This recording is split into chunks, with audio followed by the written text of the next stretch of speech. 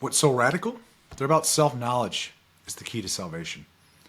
Forget the idea of needing a go-between. Gnosticism says that you have direct access to the divine, to understanding the universe's mysteries right within yourself. And they're not just giving us spiritual teachings, they're challenging the way we see reality itself. That what we think is real might just be a shadow, an illusion.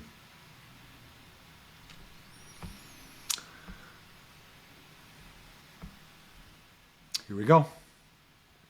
Shaking up the traditional story. Let's get into the core of what these lost works contain and how they fundamentally shift the story. Most people don't know. The Gnostic texts flip the script on many of the familiar teachings in the Bible. What we're looking at here is a Christianity that's much more about inner experience.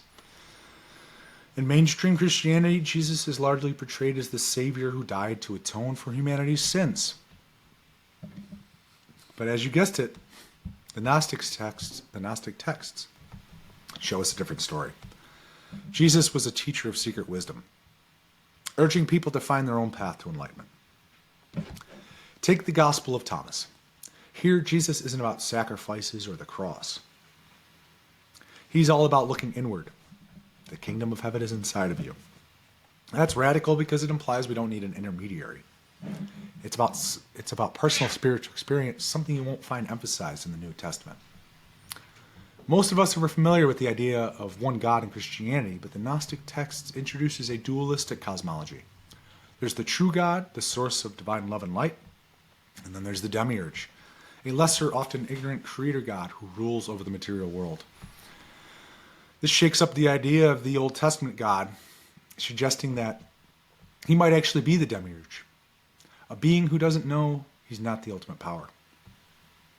So while mainstream Christianity holds the material world as a good creation of a benevolent God, Gnosticism tells us it's an imperfect creation by a flawed being. In traditional Christianity, salvation is about faith in Jesus and obedience to God. But in Gnosticism, salvation comes through gnosis, a deep transformative knowledge of the divine. Think about the Gospel of Philip. It's not about performing rituals, but about what those rituals mean on a personal level.